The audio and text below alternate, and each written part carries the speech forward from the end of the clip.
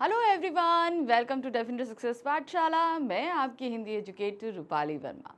भाई, आप सभी जो हैं अपने फाइनल एग्ज़ाम्स में कहीं ना कहीं ये जो है पूरी तरीके से तैयारी कर चुके हैं, पर लास्ट मिनट प्रैक्टिस बहुत ज़रूरी होती है। और ये लास्ट मिनट प्रैक्टिस होती है हमारी सैम्पल पेपर के थ्रू, क्योंकि ये पेपर्स हमारा जहाँ बहुत हद तक जितना भी हमने सिलेबस पढ़ा है उसका रिवीजन कराता है। टाइमली हर चीज़ प्रैक्टिस होती है, हैंड राइटिंग होती है, मिस्टेक्स होती है, हमारी थिंकिंग प्रोसेस उन 3 घंटे के अंदर कैसे हम करते हैं, ये सारी चीज़ें जो हैं वो एक फुल पैकेज के साथ हमारे सामने आती है। तो इसीलिए हम आपको एंड मिनट जो है वो सैम्पल पेपर करा रहे हैं, क्योंकि ये सैम्पल पेपर आपको बहुत ज़्यादा हेल्प करेंगे आपके एग्ज़ाम्स की प्रिपरेशन के लिए। ठीक है, तो आज का जो हम वीडियो लाए हैं ये हमारे class 9th Hindi course B के स्टूडेंट्स के लिए है। तो कोर्स बी के स्टूडेंट्स के अभी तक हम 2 सैम्पल पेपर करा चुके हैं और आज हम लेकर आए हैं तीसरा सैम्पल पेपर। चलिए देख लेते हैं कि आज इस सैम्पल पेपर में हमारे सामने क्या क्या चीज़ें रखी गई हैं और इन्हें हम कैसे करेंगे। ठीक है, तो ध्यान रखिएगा, सैम्पल पेपर नंबर 3 है, सेशन 2024-25 का है, पेपर कोड है 085। याद रखिएगा, 2 कोर्सेज होते हैं ए और बी, और इन दोनों के ही जो पेपर कोड होते हैं वो अलग अलग होते हैं। जैसे कोर्स ए का पेपर कोड होता है 002 और वही आपका यानी कि कोर्स बी का रहता है 085। याद रखिएगा, जब आप 10th में जाएंगे तो 10th में भी आपका पेपर कोड सेम ही रहेगा। बी में आपका 085 और कोर्स ए में रहेगा आपका 002। ठीक है, चलिए देखते हैं। सबसे पहले हमारे पास कुछ निर्देश आते हैं। हमेशा इन निर्देशों को, पेपर जब आपके पास आएगा ना, तो इन निर्देशों को ज़रूर पढ़िएगा, बहुत ज़रूरी है। क्यों है? क्योंकि भाई यहाँ पर ये रखे इसलिए जाते हैं ताकि आप इन्हें ठीक से पढ़ें और उसी के हिसाब से पेपर करें। ठीक है, तो ध्यान रखिएगा, आपको 3 घंटे का समय मिलता है, लेकिन 3 घंटे से पहले आपको 15 मिनट रीडिंग टाइम मिलता है। इस रीडिंग टाइम को भी यूटिलाइज़ करना सीखिए, क्योंकि इन 15 मिनट में आपको सिर्फ पेपर नहीं पढ़ना, पेपर पढ़ने के लिए इन बहुत ज़्यादा टाइम होता है। तो हमेशा ध्यान रखिए, जो आपके गद्यांश, अपठित गद्यांश, अपठित पद्यांश, पठित गद्यांश, पठित पद्यांश जो भी होते हैं, इन सभी के आंसर्स को आपको इन 15 मिनट के अंदर निकाल लेना है, प्लस पूरा पेपर भी पढ़ लेना है। तो अपनी स्पीड इस हिसाब से बिल्डअप रखिए कि हम जो अपठित गद्यांश हमारे पास दिए गए हैं उन दोनों ही अपठित गद्यांश के आंसर्स हमें इन 15 मिनट में निकालने हैं, जो हमारे पास रीडिंग टाइम मिलेगा। फिर उसके बाद आपको पेपर पढ़ते हुए आगे बढ़ना है, जहाँ पर हमारे पास खंड गा में आपके पास गद्यांश और पद्यांश दिए गए हैं, उनके भी आंसर्स आपको निकालने हैं। ठीक है, चलिए अब देखते हैं। यहाँ पर आपको पता है 3 घंटे का समय है, 80 नंबर आपके पास ये पूरा पेपर दिया गया है। अब इन पेपर में क्या क्या निर्देश हैं इनको देखते हैं। इस प्रश्न पत्र को 4 खंडों में बांटा गया है, का, खा, गा, घा, क्योंकि 4 चीज़ें हमारे पास आती हैं। अपठित बोध होता है, व्यवहारिक व्याकरण होता है, फिर उसके बाद हमारे पास में रहता है हमारी दोनों पाठ्य पुस्तक यानी कि स्पर्श और संचयन, फिर उसके बाद हमारे पास रचनात्मक लेखन रहता है। इसी आधार पर इसे 4 खंडों में विभक्त किया गया है। खंड का में अपठित गद्यांश से प्रश्न पूछे गए हैं, जिनके उत्तर दिए गए निर्देशों का पालन करते हुए देना है। तो खंड का में सिर्फ आपके पास 2 प्रश्न रहेंगे। इन 2 प्रश्नों में आपके पास में क्या आएंगे? 2 अपठित गद्यांश आएंगे, जिनके अंदर आपके पास 10 प्रश्न दिए गए हैं, 10 उप प्रश्न हैं। तो उसमें आपके पास बहुविकल्पीय भी हैं और वर्णनात्मक प्रश्न भी रहेंगे। फिर आते हैं खंड खा। व्यवहारिक व्याकरण से प्रश्न पूछे गए हैं, आंतरिक विकल्प दिए गए हैं। तो खंड खा में आपके पास आपके जो व्यवहारिक व्याकरण हैं, जिनमें आपके पास उपसर्ग प्रत्यय है, शब्द पद है, अनुस्वार अनुनासिक है, अर्थ के आधार पर वाक्य भेद है, और आपके पास में समास है, ये सारी चीज़ें जितनी भी दी गई हैं ये सब कहाँ पूछी जाएंगी आपसे? आपके व्यवहारिक व्याकरण में। ठीक है, फिर आ जाते हैं खंड गा। पाठ्यपुस्तक पर आधारित है, निर्देशानुसार उत्तर दीजिए। खंड गा आपका पाठ्यपुस्तक आधारित प्रश्न पूछे गए हैं। आपकी 2 पाठ्यपुस्तक हैं, पहली है स्पर्श भाग 1 और दूसरी है संचयन भाग 1। इसमें आपके पास बहुविकल्पीय प्रश्न रहेंगे, गद्यांश और पद्यांश आधारित, जो कि काव्यखंड और गद्यखंड से रहेंगे। फिर काव्यखंड और गद्यखंड पर वर्णनात्मक प्रश्न रहेंगे। उसके बाद आपके पास संचयन से प्रश्न आएंगे, जो कि दीर्घोत्तरीय प्रश्न रहेंगे। फिर आ जाते हैं खंड घा। रचनात्मक लेखन पर आधारित आंतरिक विकल्प दिए गए हैं। खंड घा आपके पास रचनात्मक लेखन पर आधारित है। जहाँ पर आपके पास अनुच्छेद है, पत्र हैं, संवाद है और साथ ही साथ चित्र वर्णन है। तो ये चीज़ें आपके पास कहाँ दी गई हैं? आपके पास रचनात्मक लेखन में दी गई हैं। पूरे प्रश्न पत्र में आपके पास 17 प्रश्न दिए गए हैं। ठीक है, प्रश्न पत्र में कुल 17 प्रश्न हैं और जिन्हें आपको सारे करने हैं, कोई विकल्प नहीं। विकल्प कैसे नहीं है? देखिए, जो मेन क्वेश्चन हैं वो 17 हैं, उनके अंदर उप प्रश्न दिए गए हैं, उनमें आपके पास अंदर ऑप्शंस हैं। यथासंभव सभी खंडों के प्रश्नों का उत्तर क्रमशः दीजिए। हमेशा ध्यान रखिए, ये वाला जो रूल है ये आपके पास पेपर में लिखा हो या ना लिखा हो, लेकिन हमेशा ध्यान रखना पेपर को सीक्वेंस में ही करना। ये अपने अंदर अभी से बैठा लो। जिस हिसाब से क्वेश्चन पेपर में क्वेश्चन दिए रहते हैं, सेम एज इट इज़ हमें आंसर शीट में करने। ठीक है, तो ये कुछ चीज़ें हैं जिन्हें आपको ध्यान रखते हुए आगे बढ़ना है। चलिए शुरू करते हैं। तो सबसे पहले हमारे पास आ रहा है आपका अपठित गद्यांश, खंड का। खंड का में हमारे पास 2 प्रश्न मौजूद हैं, दोनों ही आपके पास अपठित गद्यांश है।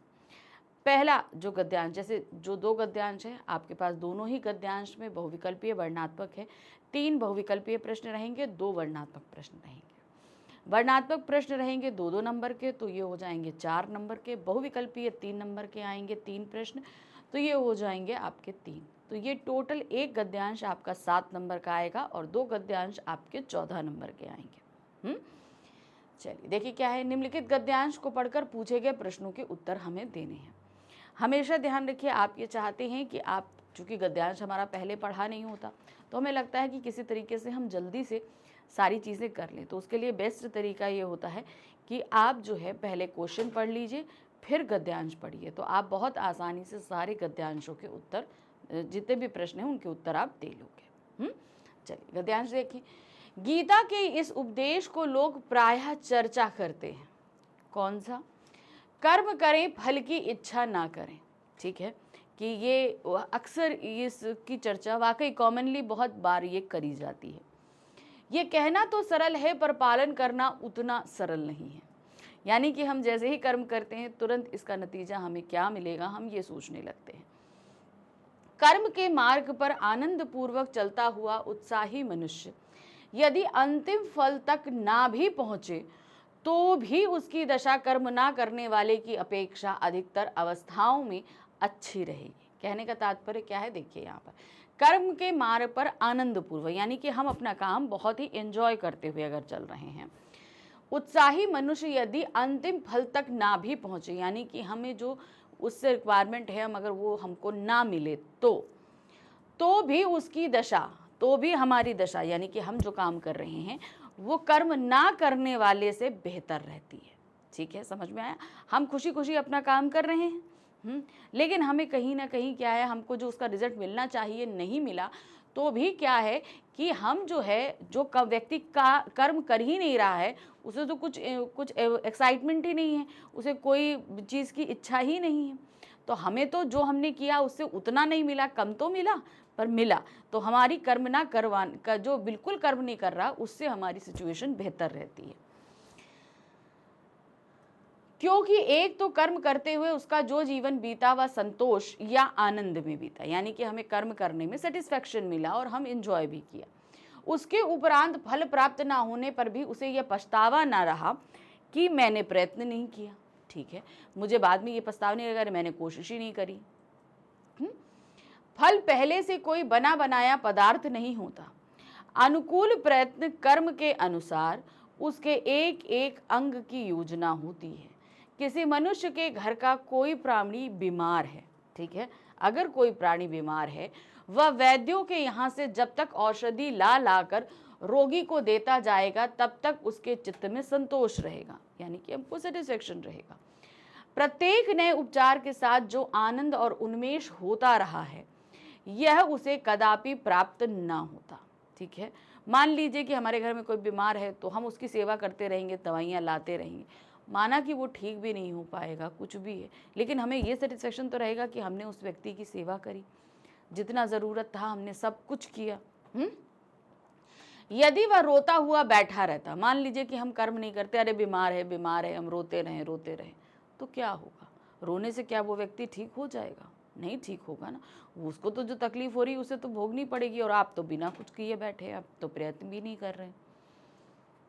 प्रयत्न की अवस्था में उसके जीवन का जितना अंश संतोष, आशा और उत्साह में बीता, अप्रयत्न की दशा में उतना ही अंश केवल शोक और दुख में कटता है।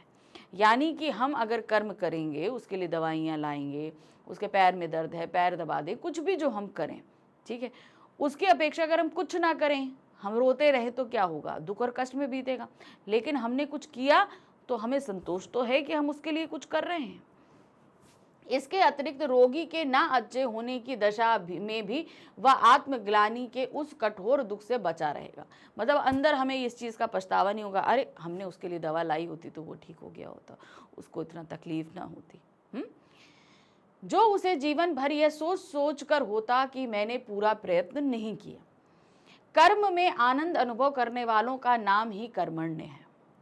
धर्म और उदारता के उच्च कर्मों के विधान में ही एक ऐसा दिव्य आनंद भरा रहता है कि कर्ता को वे कर्म ही फलस्वरूप लगता है। अत्याचार का दमन और शमन करते हुए कर्म करने से चित्त में जो तुष्टि होती है, वही लोकोपकारी कर्मवीर का सच्चा सुख है। लोकोपकारी का मतलब क्या होता है, सभी लोक का परोपकार करने वाले व्यक्ति के अंदर वही चीज सच्चा सुख और संतोष उसे देता है। अब इस पर 5 प्रश्न हैं। पहले 3 आपके पास बहुविकल्पी हैं, फिर वर्णनात्मक है। गद्यांश में गीता के किस उपदेश की ओर संकेत किया गया है? कर्म करें, फल की इच्छा ना करें। इसी की बात करी है ना हमने। देखिए क्या है, फल पहले से बना बनाया पदार्थ नहीं होता। कहना तो सरल है पर पालन करना उतना सरल नहीं है। फल के बारे में सोचें, कर्म करें, फल की चिंता ना करें। तो सही यहाँ पर क्या है, नंबर 4, फल करें, कर्म करें, फल की इच्छा ना करें। नेक्स्ट है, कर्मण्य किसे कहा जाता है? फल के चिंतन में आनंद का अनुभव करने वालों को, काम करने में आनंद का अनुभव करने वाले को, काम ना करने वाले को, अधिक सोचने वाले को। तो क्या होता है, काम करने में आनंद का अनुभव करने वाले को कर्मण्य कहा जाता है। यानी कि जो अपना काम तो करे लेकिन उसी में उसे बहुत आनंद आए। नेक्स्ट है, कर्म करते हुए चित्त में संतोष का अनुभव ही कर्मवीर का सुख माना गया है। किसमें? अत्याचार का दमन और शमन करने की भावना में, आत्मग्लानि की भावना में, संतोष या आनंद की भावना में, उपचार की भावना में। तो सही क्या है, अत्याचार का दमन और शासन करने की भावना में जो है वो कर्मवीर सुख का अनुभव करता है। लास्ट एकदम लाइन थी, याद है ना। नेक्स्ट है, कर्म करने वाले को फल ना मिलने पर भी पछतावा क्यों नहीं होता? अब ये वाला हमारे पास क्या है, वर्णनात्मक प्रश्न है। वर्णनात्मक प्रश्न में आपके पास यहाँ पर क्या दिया गया कि मान लीजिए जो कर्म करता है उसे जो है वो पछतावा क्यों नहीं होता? क्योंकि उसे ये लगता है कि हमने कोशिश तो करी, हमें मन होता है ना कि भाई हमने काम किया, कम से कम कोशिश तो करी है। कर्म करने वाले को फल ना मिलने पर पछतावा इसलिए नहीं होता क्योंकि उसके मन में यह संतोष होता है कि उसने संबंधित कार्य के लिए प्रयास किया। यदि इच्छानुसार फल नहीं मिला तो भी प्रयत्न करने का पछतावा नहीं होता। यानी कि फिर हमने प्रयत्न नहीं किया, फल नहीं मिला तो भी कोई बात नहीं, लेकिन हमें ये तो लगता है कि हमने कोशिश तो करी। ये एक अपने अंदर में सेटिस्फैक्शन रहता है। घर के बीमार सदस्य का उदाहरण क्यों दिया गया है? अब यहाँ पर एक दिया गया है घर के बीमार सदस्य का। देखिए क्या है, सेवा के संतोष के लिए घर के बीमार सदस्य का उदाहरण इसलिए दिया गया है क्योंकि उस सदस्य की सेवा करते हुए जिस आशा, उम्मीद और संतोष की अनुभूति होती है वह अवर्णनीय है। यानी कि हम अगर घर का कोई सदस्य बीमार है तो हम उसकी सेवा कर रहे हैं तो उसे हम डिस्क्राइब नहीं कर सकते, क्योंकि हमें उस व्यक्ति से लगाव है इसलिए हम उसकी सेवा कर रहे हैं। उसी में हमें संतोष तो है, कम से कम उसकी बीमारी को जितना हम उसकी मदद कर सकते हैं कर तो रहे हैं। साथ ही उसके स्वास्थ्य लाभ की दशा में प्राप्त होने वाला सुख और आनंद अलग ही होता है, जबकि कर्म ना करने वाले की दशा में सिवाय पछतावे के कुछ नहीं मिलता। तो जो व्यक्ति सिर्फ रोता रहेगा, दुख मनाता रहेगा, तो उसे क्या होगा, उसे तो बाद में जाकर पछतावा होना ही होना है, क्योंकि वो उस व्यक्ति की कोई सेवा नहीं कर रहा। लेकिन जो सेवा कर रहा है उसे वो रहता है कि हमने कम से कम इसकी कुछ जो है वो मदद तो करी, सेवा तो करी। चलिए अब हम आ गए दूसरा प्रश्न। तो दूसरे प्रश्न में आपके पास फिर से एक गद्यांश दिया गया है, इसे हम पढ़ेंगे और इस पर आधारित 5 प्रश्न रहेंगे, 3 बहुविकल्पीय और 2 वर्णनात्मक। क्या है? जिस मनुष्य ने अपने भावों को व्यापक बना लिया हो, जिसने विश्व की आत्मा से समन्वय स्थापित कर लिया हो, वही महान साहित्यकार हो सकता है। यानी कि एक तरीके से एक साहित्यकार वही हो सकता है जो चारों तरफ लोगों की सेवा, सारी चीजें, मतलब सब कुछ देख रहा है, जो कुछ हो रहा है। उन्होंने बोला ना भावों, यानी कि सभी की भावनाओं को वो समझ रहा है, सभी के मन के मुताबिक चीज़ों को करने की एक हिम्मत कर रहा है, तो वो सही तरीके से अपने साहित्य में सारी चीज़ों को उतार सकता है। जैसे आप लोग देखते हैं ना, तुलसीदास जी को ले लीजिए, कबीरदास जी को ले लीजिए, उन लोगों ने उस समय अपने तत्कालीन समय में जो चीज़ें हो रही थी उन्हें अपनी रचनाओं में उतारा, चाहे वो उन्होंने खुद फेस ना की हो, भुखमरी हो, गरीबी हो, अत्याचार हो, जो कुछ भी हो, वो सारी चीज़ें उन्होंने अपने ग्रंथों में उतारी, इसीलिए वो साहित्यकार कहे गए, है ना। साहित्यकार का काम होता है तत्कालीन परिस्थितियों के हिसाब से सारी चीज़ों को देखते हुए उसे अपने साहित्य में स्थान देना। जिसकी आत्मा विशाल हो जाती है वह हंसने वालों के साथ हंसता है, रुंदन करने वालों के साथ रुंदन करता है। ऐसा साहित्य एक देश का होने पर भी सार्वभौम्य होता है। यानी कि वो साहित्यकार जो रचना करता है या जो सबकी भावनाओं को समझता है, वो सबके दुखी होने पर दुखी होता है, सबके खुश होने पर खुशी होता है। तो ऐसे साहित्यकार द्वारा अगर कोई रचना रची जाती है तो वो सिर्फ एक देश की नहीं, पूरे विश्व की धरोहर बन जाती है। रामायण और महाभारत देशकाल में बंधे हुए नहीं हैं। अब आप देख लीजिए कब वो घटित हुए, लेकिन आज भी परिस्थितियों के हिसाब से हम उनसे शिक्षा लेते हैं, इसीलिए वे अमर काव्य हैं। मनुष्य जीवन संघर्ष में अपना देवत्व खो देता है, साहित्य उसे पुनः देवत्व प्रदान करता है। देवत्व यानी का मतलब क्या होता है? देवताओं जैसे गुण आना, जहाँ पर हमारे अंदर के जितने द्वेष, ईर्ष्या, जलन, बराबरी, ये सारी चीजें होती है, वो कहीं ना कहीं खत्म हो जाती है। साहित्य उपदेशों से नहीं बल्कि हमारी भावनाओं को प्रेरित करके हम में ऊंची भावनाएं जगाता है। साहित्य आदर्शों को स्थापित करके मनुष्य के जीवन का उन्नयन करता है, उनमें बहुत नैतिक मूल्यों का संचार होता है, सर्वसामान्य के प्रति प्रेम भाव उत्पन्न करता है, भ्रष्टाचारियों और अनाचारियों के प्रति रोष जगाकर समाज को स्वच्छ बनाता है। चलिए अब इस पर हमारे पास 5 प्रश्न थे। जैसे हमने बोला कि 3 बहुविकल्पीय हैं और 2 वर्णनात्मक हैं। क्या दिया गया है? कौन सा काव्य अमर हो जाता है? अब आप बताइए। जो काव्य मनुष्य के जीवन का उन्नयन करता है, जो काव्य देशकाल में बंधा नहीं होता, जो काव्य हम में ऊंची भावनाएं जगाता है, जो काव्य समाज को स्वच्छ बनाता है। तो कौन सा काव्य अमर हो जाता है? जो काव्य देशकाल में बंधा नहीं होता। कहने का मतलब क्या होता है? देखिए, देशकाल का तात्पर्य होता है जिस समय लिखा गया उसी समय के लिए। अब जैसे देखिए महाभारत और रामायण है, ये सारी चीजें जब लिखी गई तब उस समय की कथा थी, लेकिन आज भी हम उनको पढ़ते हैं, उनसे सीखते हैं, तो वो उसी समय में बंधी नहीं रह गई। उन्हें कभी भी जब भी पढ़ा जाएगा वो हर समय उपयोगी रहती हैं। हम उनसे बहुत सारी चीजों को सीखते हैं। मनुष्य को पुनः देवत्व कौन प्रदान करता है? साहित्यकार, काव्य, साहित्य या प्रेम भाव? तो साहित्य क्या था? वो है साहित्य, वो देवत्व प्रदान करता है। साहित्यकार महान कैसे हो सकता है? आत्मा को विशाल बनाकर, अपने भावों को व्यापक बनाकर, आदर्शों को स्थापित करके, समाज को स्वच्छ बनाकर। तो सही क्या है यहाँ पर? वो है अपने भावों को व्यापक बनाकर। वो भावों को संकुचित नहीं रखता, वो सबके बारे में सोच रहा है ना। वो सिर्फ अपने बारे में नहीं सोच रहा है, अपने आस पड़ोस के बारे में नहीं, वो पूरे देश के बारे में, पूरे विश्व के बारे में सोच रहा है। तो वो क्या हो रहा है? पूरा व्यापक उसकी सोच है। चलिए अब है वर्णनात्मक प्रश्न।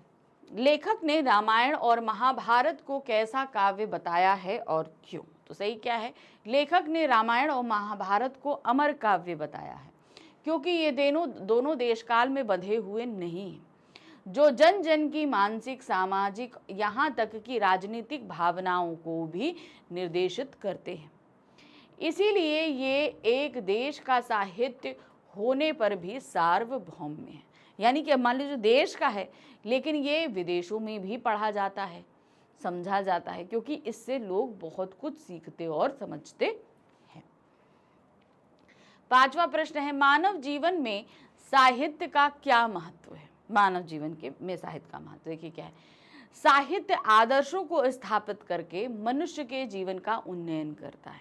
ये बहुत जरूरी है, हमारे जीवन में आदर्श स्थापित करता है, उसमें नैतिक मूल्यों का संचार करता है, सर्वसामान्य के प्रति प्रेम भाव उत्पन्न करता है, हमारी भावनाओं को प्रेरित करके हमें ऊंची भावनाएं जगाता है। इसके साथ ही अत्याचारियों और विध्वंसकारियों का कलम से विरोध करके नई विचारधारा को जन्म देता है। ठीक है, तो क्या करता है, मान लीजिए कोई अत्याचारी है तो क्या होता है, साहित्य कैसे विरोध करेगा? लिखकर ही विरोध करता है। लिखकर विरोध करता है तो भाई कहीं ना कहीं जो है वो उसका विरोध कर रहा है और नई चीजों को स्थापित करने की कोशिश कर रहा है। चलिए अब हम आ जाते हैं खंड खा, जहां पर हमारे पास हमारे व्याकरण के जो 6 टॉपिक हैं उन पर आधारित प्रश्न रहेंगे। ठीक है, तो कहाँ से शुरू हो रहे हैं? देखिए ये क्वेश्चन है, क्या दिया गया है, निम्नलिखित प्रश्नों में से निर्देशानुसार किन्हीं 2 प्रश्नों के उत्तर देने हैं। आपको 3 प्रश्न दिए गए हैं, सिर्फ आपको 2 प्रश्न करने हैं, 2 नंबर के रहेंगे, यानी 1-1 नंबर के। जैसे कि मैंने आपको पहले भी कहा है, डिफिनेशंस आ सकती हैं। जैसे हम लोगों ने देखा है कि बोर्ड एग्जाम में तो डिफिनेशंस आई हैं, तो पॉसिबिलिटी आपके एग्जाम में भी आने की। क्या दिया गया है, एक शब्द से अन्य शब्दों का निर्माण कैसे होता है? एक शब्द से अन्य शब्दों का निर्माण हम कैसे करते हैं? देखिए क्या है, एक शब्द से अन्य शब्दों का निर्माण उपसर्ग प्रत्यय और समास से होता है। देखिए हमेशा होता है ना, ये क्यों कहते हैं, शब्द निर्माण की प्रक्रिया के अंतर्गत ही आते हैं। जैसे लोक, इस पद में यदि आ उपसर्ग जोड़ा जाए नवीन पद बनेगा आलोक। ठीक है ना, अब मेन हमारा मुख्य जो पद है वो क्या है, लोक है। अब इसमें हम क्या जोड़ रहे हैं, आप देखिए हमने इसमें जोड़ दिया आ, कौन सा, ये उपसर्ग है।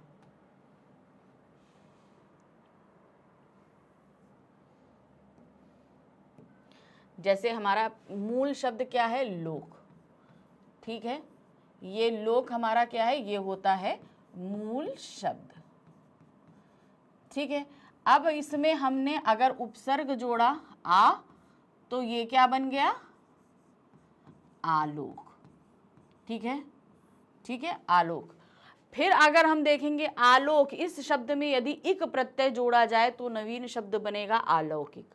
अब ये जो अलौकिक था, इसमें हमने प्रत्यय कौन जोड़ दिया, इक। हमने देखो यहां पर इक प्रत्यय जोड़ा, तो ये हमारा क्या बन गया, अलौकिक। ठीक है ना, तो आपने देखा मूल शब्द में हम जहां उपसर्ग और प्रत्यय जोड़ते हैं, क्योंकि ये हमारा क्या है, ये हमारा उपसर्ग है। ठीक है, और ये हमारा क्या है, ये हमारा प्रत्यय। ठीक है ना, ये हमारा क्या है, प्रत्यय है। तो इस तरीके से आपने देखा, ये जो लोक हमारा मूल शब्द था, आ लगाने से आलोक बना, उसी आलोक में हमने इक प्रत्यय लगा दिया तो क्या बन गया, अलौकिक बन गया। ठीक है, इसी प्रकार से उपसर्ग प्रत्यय समास के द्वारा नवीन पदों की संरचना होती है। तो जब भी आपसे पूछा जाए इस तरह के शब्द, आपको एग्जाम्पल्स देना बहुत जरूरी होता है, क्योंकि बिना एग्जाम्पल के आप उन सारी चीजों को, अपनी बात को प्रूफ नहीं कर पाओगे, इसीलिए एग्जाम्पल्स दिए जाते हैं। चलिए नेक्स्ट आ जाते हैं, पद कहलाने के लिए शब्द को अपने स्वरूप में क्या परिवर्तन लाना पड़ता है, स्पष्ट करिए। देखिए पद कहलाने के लिए उसे सबसे पहले तो वाक्य का हिस्सा बनना पड़ता है ना। पद कहलाने के लिए शब्द को वाक्य का हिस्सा बनना पड़ता है।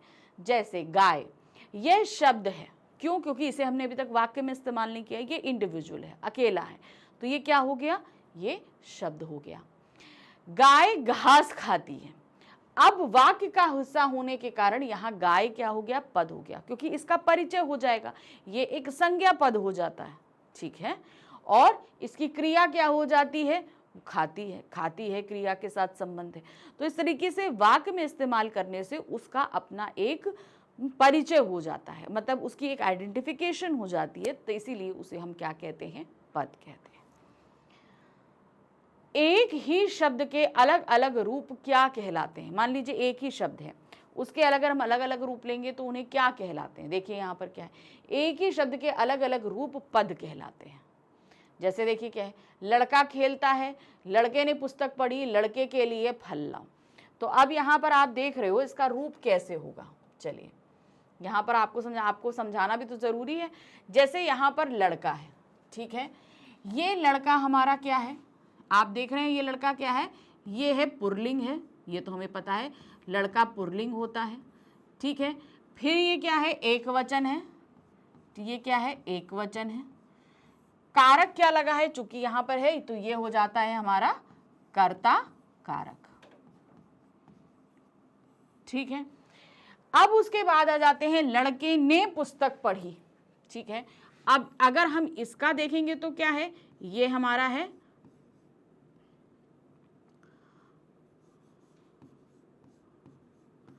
पुल्लिंग है, ठीक है।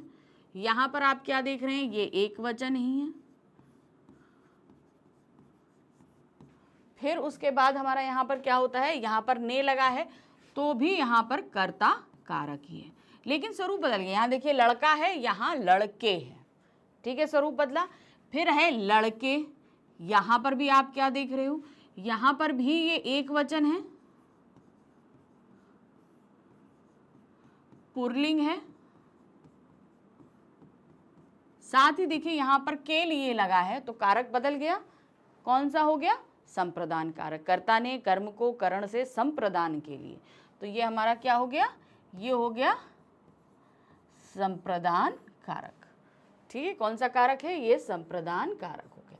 तो यहाँ पर रूप बदलता है, देखिए लड़का है, लड़के हैं, लड़के हैं, यहाँ पर आपका कारक बदल गया। तीनों जगह आप देख रहे हो कि एक वचन ही है, पुल्लिंग ही है, लेकिन कारक के कारण यहाँ पर चीजें बदली, ठीक।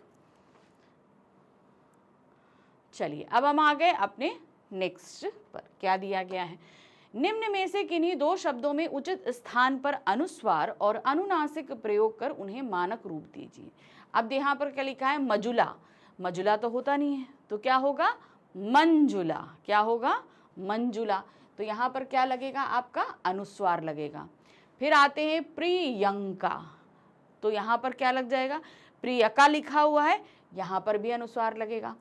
फिर यहाँ पर क्या लिखा है, तांगा, यहाँ पर अनुनासिक लगेगा, है ना। चलिए देखिए क्या है, मजुला का क्या हो जाएगा, मंजुला, प्रियका प्रियंका, फिर तांगा, यहाँ पर आपका अनुनासिक लग जाएगा, ठीक है। चलिए आगे बढ़ते हैं। नेक्स्ट है, निर्देशानुसार उत्तर लिखिए। निम्नलिखित प्रश्नों में प्रयुक्त उपसर्ग एवं मूल शब्द अलग करके लिखिए, कोई दो के। आपको यहाँ पर उपसर्ग और मूल शब्दों को अलग अलग करना है। चलिए देखिए क्या दिया गया है यहाँ पर। यहाँ पर पहला है आपूर्ति। आपूर्ति में आप क्या देखिए, किसी भी आपको अगर उपसर्ग से या प्रत्यय से जो है आपको अलग अलग करना है तो उसमें हमेशा सबसे पहले मूल शब्द ढूंढा करो, बहुत आसानी से कर लोगे।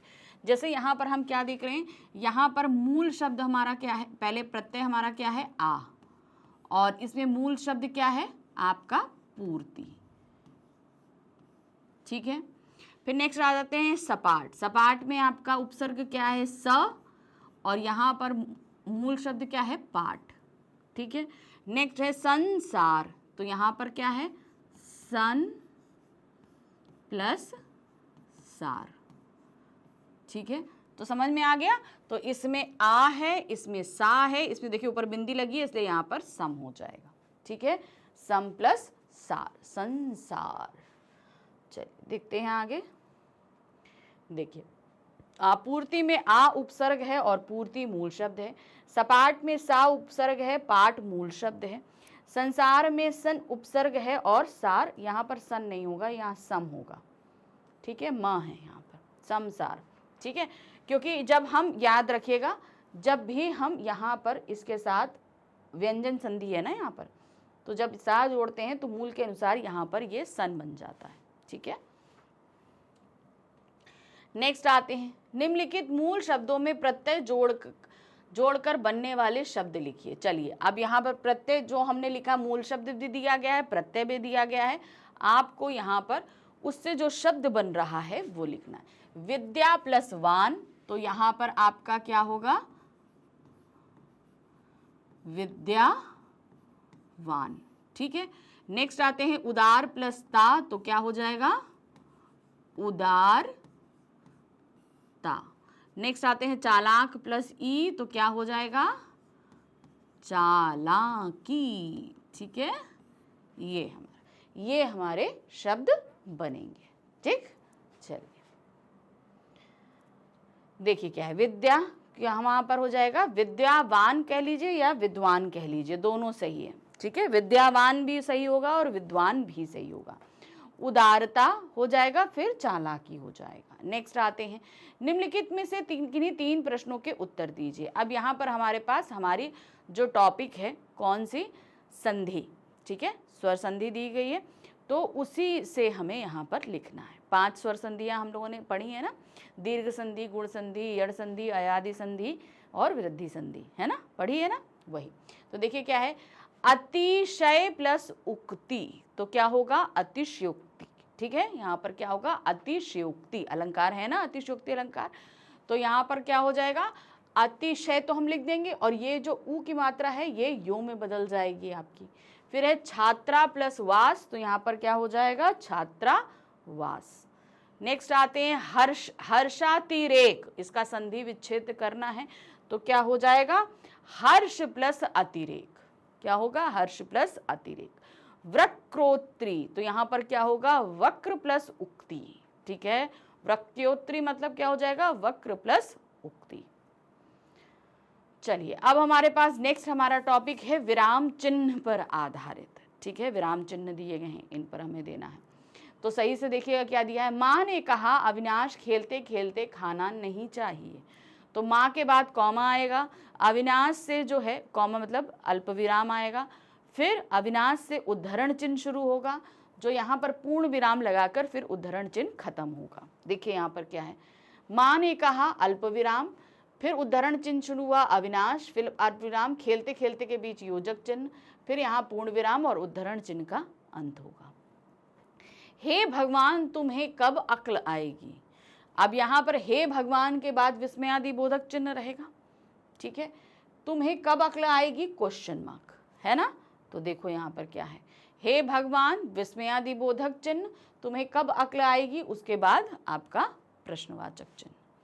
फिर है देश विदेश के समाचार पत्र गांधी जी की गमग पर टीका टिप्पणी करते थे। चलिए देखिए यहाँ पर क्या है, सिंपल, यहाँ पर कुछ नहीं करना है, देश विदेश के बाद योजक चिन्ह रहेगा, समाचार पत्र के बाद योजक चिन्ह रहेगा, और टीका टिप्पणी के बाद रहेगा, और अंत में पूर्ण विराम रहेगा। ठीक, नेक्स्ट आ जाते हैं। अब हमारे पास जो अर्थ की दृष्टि से वाक्य के भेद हैं, कितने तरीके के वाक्य भेद होते हैं, 8 तरीके, 8 प्रकार होते हैं, है ना। उन पर प्रश्न पूछे गए, किन्हीं 3 प्रश्नों के उत्तर देने हैं। 4 दिए गए हैं, सिर्फ आपको 3 प्रश्न ही यहाँ पर करने। देखिए क्या है, कृपया शांति बनाए रखें, अर्थ के आधार पर वाक्य भेद दें। अब हम आपसे बोलेंगे कृपया शांति बनाए रखिए, तो ये क्या है, हम आपको आज्ञा दे रहे हैं कि आप सब शांत रहिए, है ना। तो ये क्या हो जाएगा, आज्ञावाचक वाक्य। दशरथ अयोध्या के राजा हैं, अर्थ के आधार पर वाक्य भेद होगा। आप देख रहे हैं कि ये सिंपल एक स्टेटमेंट है, तो ये हमारा क्या है, विधानवाचक वाक्य। कौन सा वाक्य है, विधानवाचक वाक्य। नेक्स्ट आते हैं, रश्मि आग लगाती है, प्रश्नवाचक वाक्य में आपको इसे बदलना है। क्या रश्मि आग लगाती है, रश्मि कैसे आग लगाती है, रश्मि किसको आग लगाती है, सिंपल सी चीज है। ठीक है ना, तो क्या हो जाएगा, क्या रश्मि आग लगाती है। ठीक है, देखिए क्या, और अंत में प्रश्नवाचक चिन्ह बदल जाएगा। नेक्स्ट है, क्या समीर हंस रहा है, इच्छावाचक वाक्य में। अब देखिए ये एक प्रश्नवाचक वाक्य है, इसे बदलना किसे है, इच्छावाचक वाक्य में। काश समीर हंसता रहे। ठीक है, काश समीर हमेशा हंसता रहे है, ये हम चीज़ें हैं। तो हम समीर हमेशा हंसता रहे, हम ये भी लिख सकते हैं। तो देखिए क्या है, काश समीर हंस रहा हो, या हमें हंसता रहे, हम इस तरीके से बोलते हैं क्योंकि हमारी ये इच्छा है। चलिए अब हम आ गए अपने खंड ग में, जो कि हमारी पाठ्य पुस्तक आधारित प्रश्न है। अब इसमें आएंगे आपके पास 5 प्रश्न। 5 प्रश्न कैसे रहेंगे, देखिए पहला प्रश्न आप देख रहे हैं, यहाँ पर हमारे पास हमारे गद्य खंड के 5 अध्यायों में से एक अध्याय से एक गद्यांश रखा जाएगा, उस पे 5 बहुविकल्पीय प्रश्न रहेंगे। फिर गद्य खंड के 5 अध्यायों में से 4 प्रश्न रखे जाएंगे, हमें 3 प्रश्न करने होंगे। फिर उसके बाद नेक्स्ट हमारे पास तीसरा प्रश्न जो आएगा वो काव्य खंड पर आधारित जो 5 अध्याय हैं उनमें से कहीं से एक काव्यांश रखा जाएगा और उस पर 5 बहुविकल्पीय प्रश्न रहेंगे। फिर उसके बाद प्रश्न संख्या 4 रहेगा हमारा, जो हमारे रहेंगे काव्य खंड के अध्यायों पर आधारित 4 प्रश्न रखे जाएंगे, 3 प्रश्न करने होंगे। फिर उसके बाद लास्ट जो हमारा 5वां प्रश्न रहेगा वो हमारी संचयन बुक से रहेगा, जहां से हमसे 3 प्रश्न पूछे जाएंगे और हमें सिर्फ 2 प्रश्न करने होंगे। ठीक है, चलिए शुरू करें खंड का। सबसे पहले खंड का हमारा शुरू हो रहा है प्रश्न संख्या 9 से। अनुच्छेद को ध्यान पूर्वक पढ़कर निम्नलिखित प्रश्नों के उत्तर हमें देने हैं। तो आप सभी को पता है गद्य खंड के जो 5 अध्याय हैं उनमें से कहीं से भी एक गद्यांश यहाँ रखा जाएगा और इस पर 5 बहुविकल्पीय प्रश्न रहेंगे, 5 आपको करने हैं, कोई ऑप्शन नहीं है। दोपहर के बाद मैंने अपने दल के दूसरे सदस्यों की मदद करने और अपने एक थर्मस को जूस से और दूसरे को गर्म चाय से भरने के लिए नीचे जाने का निश्चय किया। तो चैप्टर कौन सा है? एवरेस्ट मेरी शिखर यात्रा, बचेंद्री पाल द्वारा लिखित। ठीक है, तो उन्होंने वापस नीचे आने का जो साहसिक कार्य किया था इस अनुच्छेद में उसके बारे में बताया गया है। मैं बर्फीली हवा में ही तंबू से बाहर कदम रखा। जैसे मैं कैंप क्षेत्र से बाहर आ रही थी मेरी मुलाकात मीनू से हुई और जय अभी कुछ पीछे थे।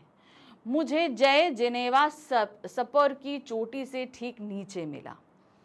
उसने कृतज्ञता पूर्वक चाय वगैरह पी, लेकिन मुझे और आगे जाने की कोशिश करने से मना किया, रोकने की कोशिश की कि भाई तुम और नीचे मत जाओ। मगर मुझे की से भी मिलना था। थोड़ा सा और आगे नीचे उतरने पर मैंने की को देखा, वह मुझे देखकर हक्का बक्का रह गया। तुमने इतना बड़ा जोखिम क्यों ली बचेंद्री? अब चूंकि उनकी यात्रा तो ऊपर की तरफ थी, लेकिन बचेंद्री क्या है, वापस नीचे आ रही थी अपने दोस्तों की मदद करने के लिए जो उनके साथ सहयात्री थे। तो की ने उन्हें मना किया कि भाई तुमने ऐसा कार्य क्यों किया? मैंने उसे दृढ़ता पूर्वक कहा, मैं भी औरों की तरह एक पर्वतारोही हूँ, इसीलिए इस दल में आई हूँ। शारीरिक रूप से मैं ठीक हूँ, इसीलिए मुझे अपने दल के सदस्यों की मदद क्यों नहीं करनी चाहिए? कि हंसा। उसने पेय पदार्थ से प्यास बुझाई, लेकिन उसने मुझे अपना किट ले जाने नहीं दिया। मतलब मैंने मदद किया कि उसकी किट मैं ले लूँ, वो आगे आराम से चढ़ ले, लेकिन बचेंद्री को की ने अपनी किट नहीं दी। तो ये था हमारे पास एक अनुच्छेद, इस पर आधारित 5 बहुविकल्पीय प्रश्न।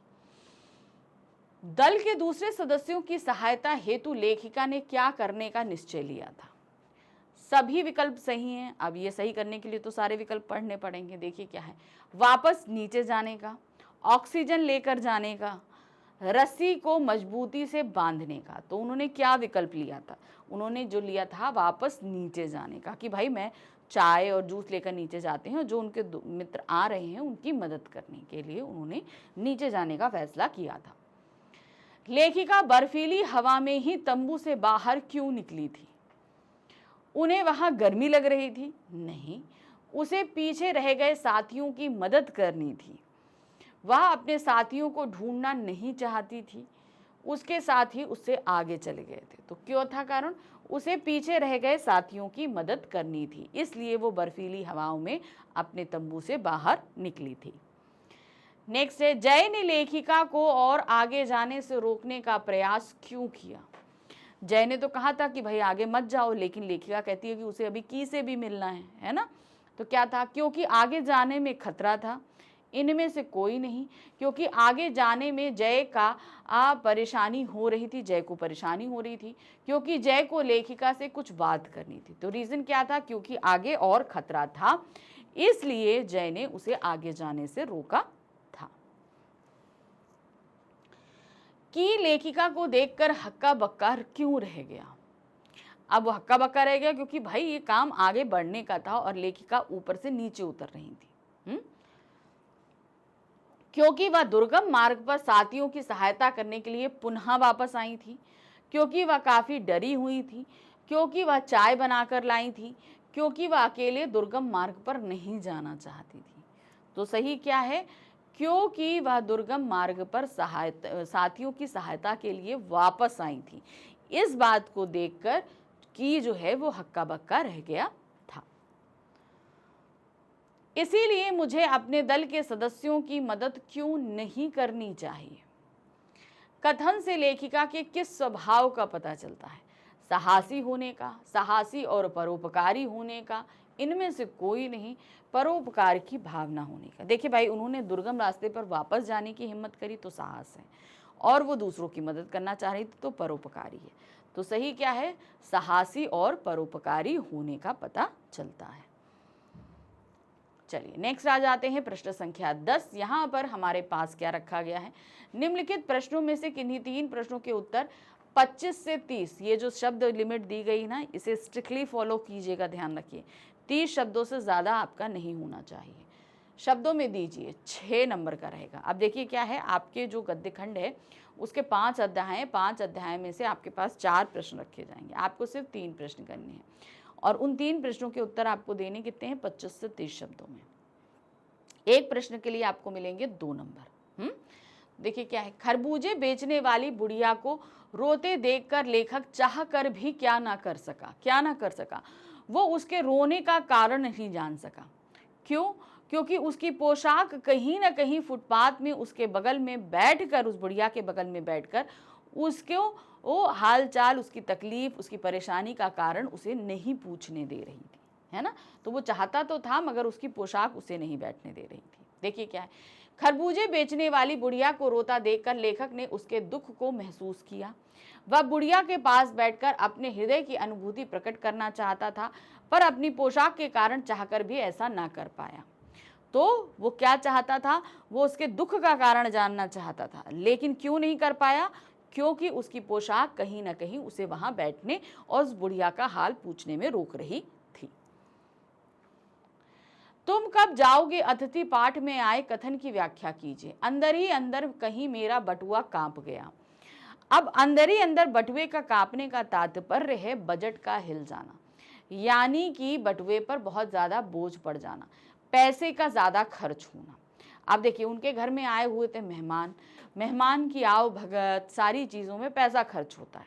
ठीक है भाई, घर में खाना बनेगा, 4 सदस्य का बन रहा था, 5 का बनेगा, कुछ और अच्छा बनेगा, उनको घुमाना फिराना सब करना, तो इन सभी में कहीं ना कहीं पैसे खर्च होते हैं। अब पैसे कहाँ रहते हैं? बटुए में रहते हैं। इसीलिए यहाँ पर कहा गया कि अंदर ही अंदर बटुआ कांप गया, यानी कि अब उनके ऊपर जो है पैसे का एक्स्ट्रा बोझ पड़ने वाला था, हाँ, जो वो वहन करने के काबिल नहीं थे, यानी लायक नहीं थे। उस समय उनके पास इतना पैसा नहीं था। अंदर ही अंदर बटुआ कांप जाने से लेखक का अर्थ है अतिथि के घर आने से, उनके रहने और खाने पीने में होने वाले खर्च से। क्योंकि किसी अतिथि के घर में आने से उनके आदर सत्कार में बहुत खर्च होता है। खर्चा बढ़ने से लेखक का मन डरने लगा। इसी कारण लेखक का अंदर ही अंदर बटुआ कांप गया। नेक्स्ट है, वाद्य यंत्रों पर की गई खोजों से रामन ने कौन सी भ्रांति तोड़ने की कोशिश करी? तो क्या भ्रांति थी? ये कहा जाता था कि भाई पाश्चात्य जो वाद्य यंत्र हैं वो बहुत आधुनिक हैं और उम्दा ध्वनि निकालते हैं, जबकि उनके मुकाबले भारतीय वाद्य यंत्र बहुत ही पुराने हैं।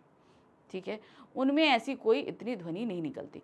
तो उन्होंने वाद्य यंत्रों पर किया गया अपनी खोज से ये साबित किया कि भारतीय वाद्य यंत्रों द्वारा निकाली गई ध्वनियाँ बहुत ही उम्दा हैं और साथ ही अच्छी भी है ना। उस दौर के लोगों का मानना था भारतीय वाद्य यंत्र पश्चिमी वाद्य यंत्र की तुलना में घटिया होते हैं। ठीक है, क्या होते हैं? जो भारतीय वाद्य यंत्र हैं ये पश्चिमी वाद्य यंत्रों से कहीं घटिया होते हैं। रामन ने वर्षों से फैली भ्रांति एवं गलत सोच को अपनी खोजों से बदलने एवं भारतीय वाद्य यंत्र विदेशी वाद्य यंत्रों की तुलना में घटिया हैं, इस सोच को वाद्य यंत्रों पर की गई खोजों से तोड़ने की कोशिश करी। उन्होंने खोज किए उनकी ध्वनियों पर और वो भ्रांति तोड़ने की कोशिश करी थी। महादेव भाई की अकाल मृत्यु का कारण था। शुक्र तारे के समान पाठ के आधार पर लिखिए। डेली 11 मील पैदल चलना, ठीक है, ये वो भी इतनी गर्मी में, तो जो उनके शरीर को कमज़ोर किया और वो उनकी अकाल मृत्यु का कारण भी बना। तो देखिए क्या है, सन 1934 से 35 में गांधी जी वर्धा के महिला आश्रम में और मगनवाड़ी में रहने के बाद अचानक मगनवाड़ी से चलकर गांव के सरहद पार एक पेड़ के नीचे जा बैठे। उसके बाद वहां एक दो झोपड़े बने और फिर धीरे धीरे मकान बनकर तैयार हुए। तब तक महादेव भाई, दुर्गा बहन, चिरंजीव नारायण के साथ मगनवाड़ी में रहने लगे। ठीक है, ये लोग कहाँ रह रहे थे? मगनवाड़ी में रह रहे थे। वहां से वर्धा की असह्य गर्मी में रोज सुबह पैदल चलकर सेवाग्राम पहुंचते थे। वहां दिन भर काम करके शाम को वापस आते थे। आते जाते पूरे 11 मील चलते। रोज रोज का यह सिलसिला लंबे समय तक चला। कुल मिलाकर इसका जो प्रतिकूल प्रभाव पड़ा वही उनकी अकाल मृत्यु का कारण पड़ा। क्योंकि एक तो भाई गर्मी, इतना चलना, पैदल 11 मील कम होता है, इतना चलना, तो धीरे धीरे उनके शरीर को कमज़ोर किया और वही उनकी ये अकाल मृत्यु का होता है कि जब समय नहीं था तब उनकी मृत्यु हो गई, तब उनका मृत्यु हो गई। तो ये 4 प्रश्न थे। अब हमारे पास आ जाएगा काव्य खंड। अभी हम गद्य खंड पर प्रश्न कर रहे थे, ठीक है, बहुविकल्पीय वर्णनात्मक। अब हमारे पास काव्य खंड पर आधारित प्रश्न आएंगे। तो काव्य खंड में हमारे पास जो हमारे 5 अध्याय हैं उन्हीं में से कुछ रखा जाएगा आपके पास। यहाँ पर दिया, रहीमन देखी बड़ेन को लघु न दीजिए डारी, जहाँ काम आवे सुई कहा करे तरवारी। तो अब यहाँ पर क्या कह रहे हैं रहीम जी? क्या रहीम जी के पद दिए गए हैं ना वहाँ पर? रहीम जी कह रहे हैं बड़े लोगों को, यानी कि धनवान लोगों को या उच्च पद पर आसीत लोगों को देखने के बाद कभी भी छोटे लोगों को की उपेक्षा हमें नहीं करनी चाहिए। क्यों? क्योंकि जहाँ पर सुई धागे का काम होता है वहाँ पर तलवार काम नहीं आ सकती। यानी कि हमारे संसार में, हमारे समाज में हर इंसान की अपनी एक अहमियत है। इसलिए बड़े व्यक्ति को देखकर, धनवान व्यक्ति को देखकर कभी छोटे की उपेक्षा नहीं करनी चाहिए, क्योंकि उस छोटे व्यक्ति का जो कार्य हमारे जीवन में है वो काम वो बड़ा व्यक्ति नहीं कर सकता है। ठीक है ना? तो छोटों की उपेक्षा हमें कभी नहीं करनी चाहिए। ये बात रहीम जी ने हमें इस दोहे से बताने की कोशिश करी है। देखिए क्या है, बड़ी चीज को देखकर किसी छोटी चीज की उपेक्षा नहीं करने का क्या अर्थ है? देखिए क्या है, बड़ी चीज का महत्व सब जगह होता है, हर चीज का अपना महत्व होता है। केवल छोटी चीज ही काम की होती है, छोटी चीज कम काम की होती है। तो यहाँ पर सही क्या है कि भाई हर चीज का अपना महत्व होता है, इसलिए कभी भी बड़ी को देखकर छोटी की उपेक्षा नहीं करनी चाहिए। नेक्स्ट आते हैं, कवि के अनुसार सुई के स्थान पर क्या काम नहीं आता है? सुई जहां काम आती है उस जगह तलवार काम नहीं आ सकती, है ना? तो देखिए क्या है, डोरी, धागा, तलवार या तार। तो सही क्या है? तलवार। प्रस्तुत दोहे में सुई किसका प्रतीक है? असमर्थ का, बड़े या प्रभावशाली का, छोटे या कमजोर का, या शक्तिशाली का? तो सुई किसका है? छोटे और कमजोर लोगों का प्रतीक बताया गया है। नेक्स्ट आते हैं, प्रस्तुत दोहे के माध्यम से कवि क्या कहना चाहता है? अब इस दोहे के माध्यम से वो कहना क्या चाह रहे हैं? बड़े को देखकर छोटे की उपेक्षा नहीं करनी चाहिए, सभी विकल्प सही हैं, सभी का अपना अपना महत्व है, कोई दूसरे का स्थान नहीं ले सकता। तो यहाँ पर इस दोहे के माध्यम से उन्होंने ये सारी चीजें ही बताने का कोशिश करी है कि भाई बड़े को देखकर छोटे की उपेक्षा नहीं करनी चाहिए, पहली चीज तो ये। दूसरा, हर जगह सबका अपना महत्व है, जो बड़ा व्यक्ति जिस जगह काम का है, छोटे का भी अपना एक महत्व है। कोई दूसरे का स्थान नहीं ले सकता, उस छोटे व्यक्ति का स्थान बड़ा नहीं ले सकता, उस बड़े का स्थान कोई छोटा व्यक्ति नहीं ले सकता। तो सबका समाज में अपना अपना स्थान है, इसीलिए दूसरे की उपेक्षा नहीं करनी चाहिए। छोटी से छोटी वस्तु का अपना महत्व है। इस बात को सिद्ध करने के लिए रहीम ने किसका उदाहरण दिया है? सुई और तलवार का, है ना? कमल और कीचड़ का, समुद्र और मछली का, सुई और धागे का, सुई और तलवार का। तो किसका इन्होंने उदाहरण दिया है? सुई और तलवार का। ठीक है, अब हमारे पास काव्य खंड पर आधारित 4 प्रश्न हैं, जिसमें से हमें करने हैं 3 प्रश्न। हर प्रश्न का उत्तर आप देंगे 25 से 30 शब्दों के बीच में। एक प्रश्न के लिए मिलेंगे 2 अंक, और जब आप 3 करोगे तो ये हो जाएंगे 6 नंबर के। ठीक है, पहला प्रश्न है, देखिए, कवि रैदास ने गरीब निबाजू किसे कहा है और क्यों? तो इन्होंने यहाँ पर ईश्वर को गरीब निबाजू कहा है, जो गरीबों पर दया करने वाले हैं, क्योंकि जो ईश्वर है वो किसी पर भेदभाव नहीं करते और झोटों पर दया करते हैं। जिसे पूरा समाज उपेक्षित करता है वो उस पर दया करते हैं और उसे समाज में सम्मान दिलाते हैं। कवि ने गरीब निबाजू अपने आराध्य प्रभु को कहा है, क्योंकि उन्होंने गरीबों और कमजोर समझे जाने वाले और अछूत कहलाने वाले लोगों का उद्धार किया है। इससे इन लोगों को समाज में मान सम्मान और ऊंचा स्थान मिल सका है। मतलब जिसे पूरे समाज ने उपेक्षा करी, कोई महत्व नहीं देता, उसे ईश्वर महत्व देता है, उसके कर्मों का फल देता है और उसे समाज में सम्मान दिलाता है। तो इसके रूप में उन्होंने उदाहरण भी दिए थे। उन्होंने कबीर, सदना, सैनू, इन सब के नाम भी लिए थे, है ना। प्रकृति के साथ पशु पक्षियों के संबंध की व्याख्या कीजिए। गीत अगीत के आधार पर लिखिए। प्रकृति के साथ पशु पक्षी, भाई ये दोनों एक दूसरे के पूरक हैं। किसी भी प्राकृतिक चीज़ों को हम पशु पक्षियों के बगैर इमेजिन नहीं कर। बोलिए जंगल है, वन है, पेड़ हैं, पशु हैं, पक्षी, ये सब एक दूसरे से बंधे हुए हैं ना। देखिए क्या है, प्रकृति और पशु पक्षियों का गहरा संबंध होता है। मौसम बदलते ही पशु पक्षियों का मन भी बदल जाता है। पशु पक्षी गुनगुनाते हैं, चहचहाते हैं, नर और मादा पशु पक्षियों में प्रेम उमड़ने लगता है। उनके क्रियाकलाप प्रकृति के सौंदर्य के प्रेम में विलीन हो जाते हैं। तो किसमें होते हैं भाई, इनके जो प्रकृति जितनी सौंदर्य होती है उनका मन भी उतना उन्माद में लेता है और वो भी उस प्रकृति के साथ रम जाते हैं, मदमस्त हो जाते हैं। अग्निपथ में क्या नहीं मांगना चाहिए? किसी से सहारा। ठीक है, हमें किसी से सहारा, किसी से मदद नहीं मांगनी चाहिए। अग्निपथ का तात्पर्य क्या है? ये हमारा जीवन का पथ, क्योंकि ये मुश्किल भरा है। तो ये जब हमारे जीवन का पथ है तो उसमें हमें किसी से सहारे की उम्मीद नहीं करनी चाहिए। तो देखिए क्या है, अग्निपथ अर्थात संघर्षमयी जीवन में हमें चाहे अनेक घने वृक्ष मिलें, परंतु हमें एक पत्ते की छांव की भी इच्छा नहीं करनी चाहिए। तो अनेक घने वृक्ष का मतलब क्या होता है? बहुत सारे ऐसे लोग होंगे जो आपकी मदद करने में सक्षम होंगे, लेकिन हमें उनसे किसी प्रकार की मदद नहीं लेनी चाहिए। किसी भी सहारे से सुख की कामना नहीं करनी चाहिए कि भाई हमारा मुश्किल है, आप मुझे पैसे से मदद कर दो, आप मेरी स्थितियों को सुधार दो। अक्सर होता है ना, मेरी हेल्प कर दो। तो इस तरह की किसी से भी हमें जो है मदद या सुख की कामना नहीं करनी चाहिए। चौथा प्रश्न है, व्याख्या कीजिए। कि देखिए क्या है, समय बहुत कम है तुम्हारे पास, आ चला पानी ढा आ रहा आकाश, शायद पुकार ले कोई पहचाना ऊपर से देखकर। तो ये कविता कौन सी है? नए इलाके में, है ना, वहां से लिया गया है। कि भाई कवि जो है वो सबका घर खटखटा रहे हैं। वो कह रहे हैं कि मेरे पास समय बहुत कम है, क्योंकि पानी चला आ रहा है, बहुत तेज बारिश आ रही है ना।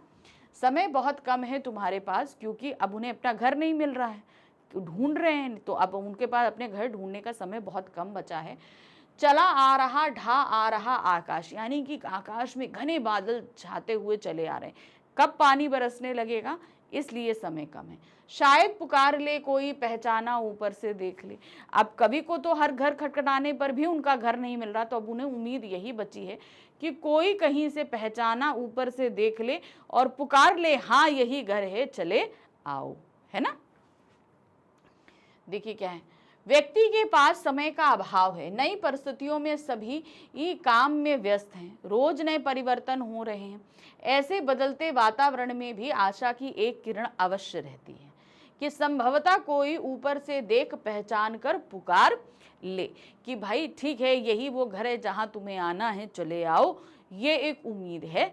यही सोचकर मैं अपने ऊपर ढांढस बंधा रहा हूं कि मुझे घर नहीं मिल रहा है, तो शायद कोई पहचाना मुझे देखकर पुकार ले। चलिए अब हम आ जाते हैं अपने पृष्ठ संख्या 13 में, जो कि है हमारी पूरक पाठ्य पुस्तक का संचयन पर आधारित।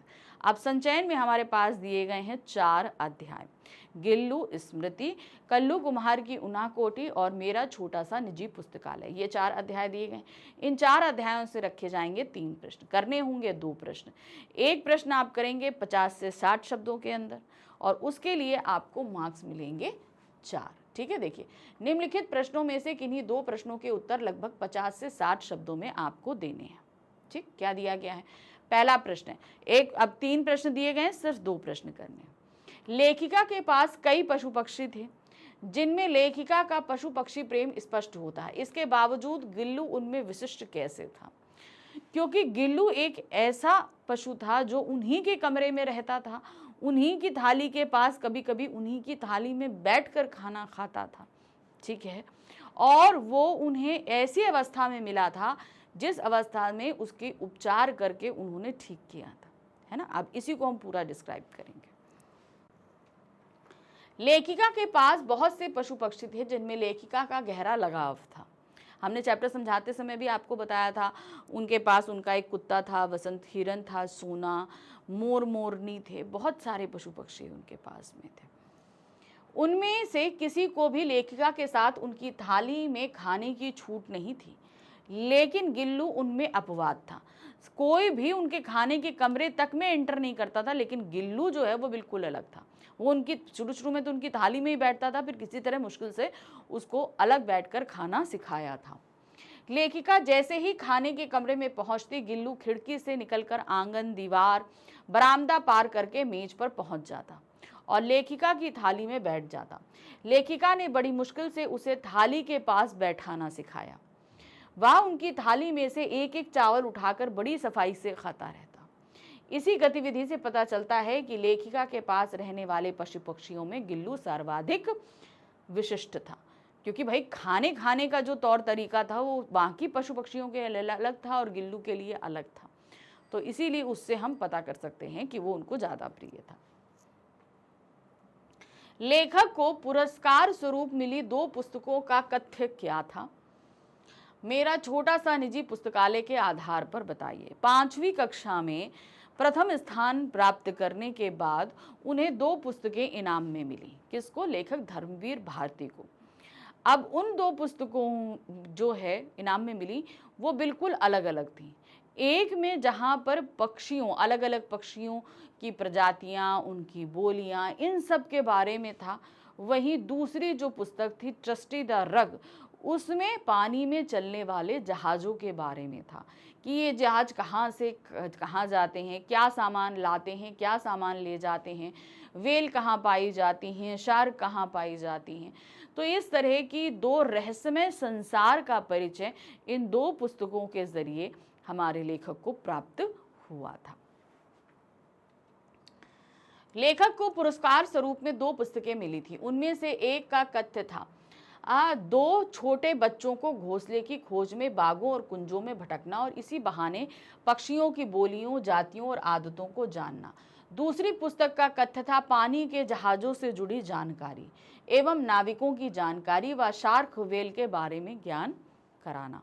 ठीक है, तो इस पुस्तक का नाम क्या था? ट्रस्टी द रग, ये भी ध्यान रखिएगा। तीसरा प्रश्न है, टिलियामुरा कस्बे में लेखक का परिचय किन 2 प्रमुख हस्तियों से हुआ? समाज कल्याण के कार्यों में उनका क्या योगदान था? कल्लू कुम्हार की उनाकोटी पाठ के आधार पर बताइए। अब टिलियामुरा में उनके पास 2 लोक कलाकारों से हुआ था। ठीक है, उन दोनों के बारे में आपको यहाँ पर बताना है। टिलियामुरा कस्बे में लेखक की मुलाकात जिन 2 हस्तियों में हुई उनमें से एक है हेमंत कुमार जमातिया। हेमंत कुमार एक प्रसिद्ध लोक गायक हैं जो 1996 में संगीत नाटक अकादमी द्वारा पुरस्कृत भी किए जा चुके हैं। जवानी के दिनों में वे पीपल्स लिबरेशन ऑर्गेनाइजेशन के कार्यकर्ता थे। दूसरे हैं गायक मंजू ऋषिदास। ऋषिदास मोचियों के एक प्रमुख समुदाय का नाम है। मंजू ऋषिदास आकर्षक महिला थी और रेडियो कलाकार होने के अलावा नगर पंचायत में अपने वार्ड का प्रतिनिधित्व भी करती थी। वे निरक्षर थी, मगर नगर पंचायत को वे अपने वार्ड में नल का पानी पहुंचाने और इसकी प्रमुख गलियों में ईंट बिछाने के लिए राजी कर चुकी थी। तो कहते हैं ना, ज़रूरी नहीं है पढ़ा लिखा होना, वो पढ़ी लिखी नहीं थी लेकिन अपने क्षेत्र के लोगों के लिए बहुत हेल्पफुल थी, उनके लिए जो है मदद करना, ये सारे काम वो किया करती थी। चलिए अब हम आ गए अपने खंड घ, जो कि हमारे प्रश्न पत्र का आखिरी खंड है। अब इस खंड में हमारे पास जो प्रश्न दिए गए हैं वो है रचनात्मक लेखन आधारित, जिसमें अनुच्छेद है, पत्र है, चित्र है, संवाद है। ठीक है, तो हो गया 14, 15, 16, 17। तो ये 4 प्रश्न हमारे पास में आएंगे। एक में अनुच्छेद रहेगा, एक में पत्र रहेगा, एक में चित्र रहेगा और एक में रहेगा संवाद। ठीक है, तो सबसे पहले आ रहा है अनुच्छेद। क्या दिया गया है? निम्नलिखित में से किसी एक विषय पर लगभग 120 शब्दों में अनुच्छेद लिखिए। आपके पास अनुच्छेद के 3 टॉपिक दिए जाएंगे। आपकी क्वेश्चन पेपर में 3 टॉपिक दिए जाएंगे, आपको सिर्फ एक टॉपिक पर अनुच्छेद लिखना है और ये अनुच्छेद रहेगा 120 शब्दों में। कितने शब्दों में? 120 शब्दों में। अब इन 120 शब्दों में आपके पास जो भी टॉपिक रहेगा वो उसमें कम से कम 3 या 4 संकेत बिंदु रहेंगे। तो इन 120 शब्दों को आप इक्वली डिवाइड करना। मान लीजिए अगर 3 रहते हैं, ठीक है, 3 संकेत बिंदु रहते हैं तो 40-40 शब्द हो जाएंगे। ठीक है, और अगर आपके पास 4 रहते हैं तो 30-30 शब्द कर लेना, हर एक संकेत बिंदु पे 30-30 शब्द लिख लेना।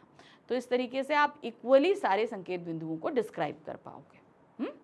देखिए क्या है, आज़ादी का अमृत महोत्सव, जो हमारा देश स्वतंत्र हुआ उसकी 75वीं वर्षगांठ पर जो है ये अमृत महोत्सव मनाया गया था, उसी पर आपको लिखना है।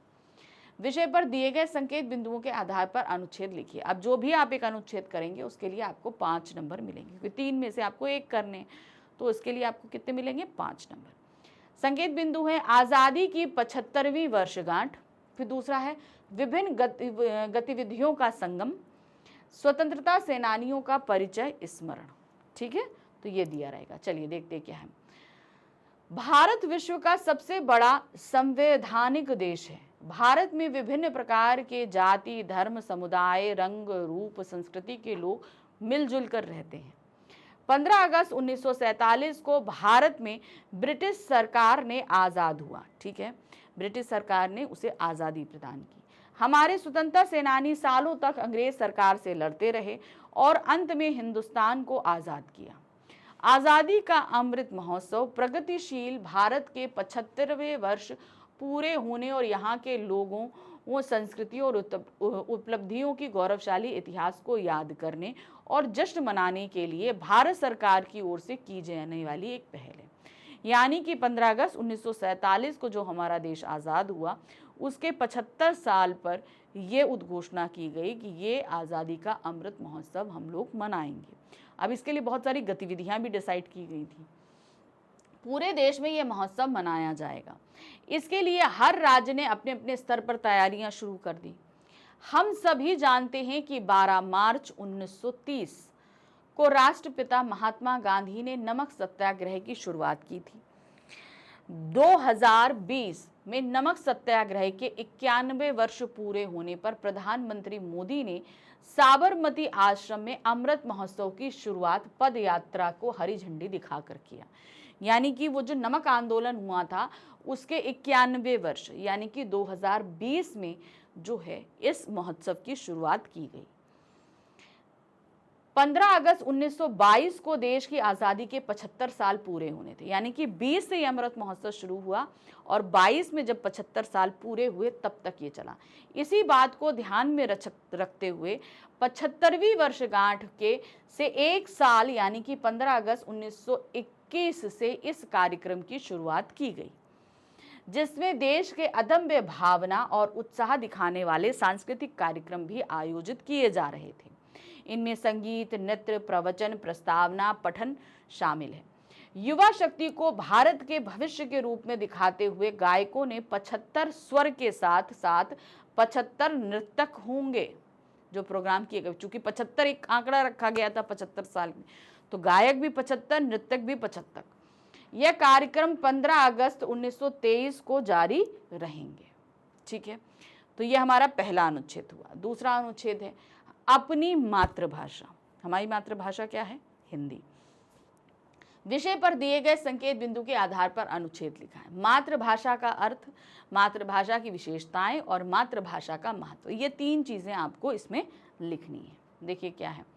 मातृभाषा वह भाषा है जो मनुष्य बचपन से मृत्यु तक बोलता है। ठीक है, घर परिवार में बोली जाने वाली भाषा ही हमारी मातृभाषा है। भाषा संप्रेषण का एक माध्यम होती है जिसके द्वारा हम अपने विचारों का आदान प्रदान करते हैं और अपने मन की बात दूसरों के समक्ष रखते हैं, जो शब्द रूप में सिर्फ अभिव्यक्ति ही नहीं बल्कि भाव भी स्पष्ट करती है। हम अपनी बात ही नहीं करते, हमारी फीलिंग्स भी जो है, हम क्या सोच रहे हैं, क्या समझ रहे हैं, अच्छा लग रहा है, बुरा लग रहा है, ये सारी बातें भी हम भाषा के माध्यम से ही दूसरों तक पहुंचाते हैं। एक नन्हा सा बालक अपनी मुख में वही भाषा बोलता है जो उसके घर परिवार में बड़े लोग बोलते हैं। अब जाहिर सी बात है, बड़े जैसा बोलेंगे बच्चे भी वही सीखते हैं, तो वही भाषा सीखी जाती है। इस भाषा का प्रयोग करके वह अपने विचारों को अपना माता पिता को अपने मुख के उच्चारण कर बताता है। हमें अपनी मातृभाषा को कभी नहीं भूलाना चाहिए। जिस तरह से एक गाय का दूध माँ का दूध नहीं हो सकता और ना ही माँ का दूध गाय का दूध हो सकता है, हमारी मातृभाषा अपनी भाषा है जिसको सदैव याद रखना कि किस तरह गांधी जी ने विदेशी भाषा का विरोध किया था। तो हमारी भाषा हम किसी और की भाषा अपना नहीं सकते। हमारी मातृभाषा हिंदी है, वही हमारी मातृभाषा है, वही हमारे लिए जरूरी है। गांधी जी ने कहा था कि यदि हमारा स्वराज अंग्रेजी ई की तरफ जाता है तो हमें अपनी राष्ट्रभाषा को अंग्रेजी कर देना चाहिए। यदि हमारा स्वराज हिंदी की तरफ जाता है तो हमें अपनी राष्ट्रभाषा को हिंदी कर देना चाहिए। इस बात की परिवर्तित स्थितियों में भाषा पर बहस को जन्म दिया था, यानी कि भाई भाषा क्या होनी चाहिए। तो भाई ज्यादातर लोग हिंदी बोलते थे, इसीलिए हिंदी हमारी राष्ट्रभाषा बनी, राजभाषा बनी, है ना। जीवन में आधुनिकता के प्रवेश में ने कई क्षेत्रों के स्वरूपों को प्रभावित करने का कार्य किया है। इसी क्रम में आधुनिकता मातृभाषा को मातृभाषा बनाने की दिशा में कोई कसर शेष नहीं रखना चाहती, किंतु इस सब के बाद भी हमारी मातृभाषा के महत्व पर कोई आंच नहीं आई। हम इतनी तरह की भाषाएं बोलते हैं, दूसरे देशों की भाषाओं को भी सीख रहे हैं, लेकिन हमारी मातृभाषा जो है वो अपनी जगह महत्व रखती है। उसकी जगह को आज तक कोई नहीं बदल पाया। मातृभाषा के प्रति महात्मा गांधी कहते हैं कि हृदय की कोई भी भाषा नहीं है, हृदय हृदय से बात करता है। आप देख ली, कभी कभी क्या होगा ना कि हम किसी ऐसे व्यक्ति से मिलेंगे जिसकी भाषा हमें समझ भी ना आए, लेकिन तब भी क्या होता है, हम उसके मन की बात, उसकी कही गई बातों का होता है, कहते हैं ना दिल से दिल का तार जुड़ा होता है, तो हम उसकी भाषा को समझ जाते हैं, वो क्या कहना चाहता है वो हम समझ जाते हैं। और हिंदी हृदय की भाषा है, ये पूर्णतः सत्य है। हिंदी वह क्षमता है जो आंखों से बहते आंसू धारा का वर्णन इस रूप में करती है कि उसे पढ़ने वाला पाठक को आंसू बहा रहे व्यक्ति की मना स्थिति का बोध हो जाता है। मान लीजिए कहीं पर अगर हम पुस्तक में लिखी हुई भाषा पढ़ भी रहे हैं और उसमें उस व्यक्ति की जो मना स्थिति है हम पढ़ तक कर जान सकते हैं। क्या किसी अन्य भाषा के भाव हृदय तल तक महसूस किए जा सकते हैं? अब इसी की जगह अगर हम इंग्लिश पढ़ते हैं तो क्या उस व्यक्ति की भाषा, उसके भावों को हम इतने हृदय तक महसूस कर पाएंगे? नहीं। जो हम हिंदी में महसूस कर सकते हैं वो हम दूसरी किसी भाषा में महसूस नहीं कर पाएंगे। अब हमारे पास तीसरा अनुच्छेद क्या दिया गया है? स्वास्थ्य की रक्षा। विषय पर दिए गए संकेत बिंदुओं के आधार पर अनुच्छेद लिखिए। क्या है? आवश्यकता, पोषक भोजन, लाभकारी सुझाव। स्वास्थ्य हमारा पहली धन संपत्ति। अगर हम स्वस्थ रहेंगे तो हम सब कुछ पा सकते हैं, ठीक है ना। तो वो हमारी पहली धन संपत्ति होती है। देखिए क्या है, वर्तमान समय में प्रत्येक मनुष्य की जीवन शैली इतनी भागदौड़ से भर गई है कि वे अपने स्वास्थ्य की रक्षा कर पाने में असमर्थ हो चुके हैं। जहां पहले के समय में व्यक्ति की औसत आयु 75 वर्ष थी, वह आज घटकर 60 वर्ष हो गई है। यानी कि अधिकतर लोग जो है वो 75 साल तक जीते थे, लेकिन अब क्या हो चुकी है? 60 वर्ष हो चुकी है, 60 साल की। स्वास्थ्य की रक्षा बहुत ही आवश्यक है। खराब स्वास्थ्य के साथ व्यक्ति कोई भी कार्य उचित तौर तरीके से नहीं कर पाते, ठीक है। अगर स्वास्थ्य अच्छा नहीं है तो हम कोई भी कार्य नहीं कर पाएंगे, जाहिर सी बात है। वस्तुओं का संचय करने के लिए स्वस्थ रहने की आवश्यकता है।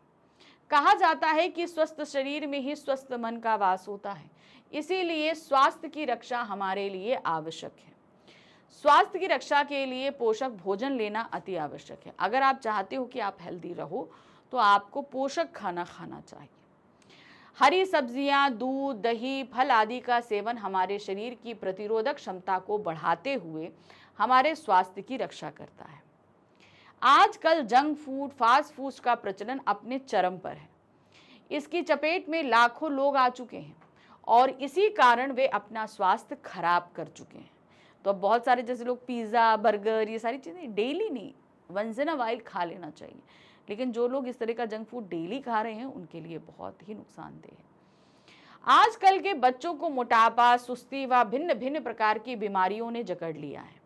हमें जंक फूड एवं फास्ट फूड से दूरी बनाते हुए पौष्टिक आहार लेने चाहिए, जिससे हम अपने स्वास्थ्य की रक्षा करते हुए अपने और दूसरों के जीवन को खुशियां प्रदान कर सकें।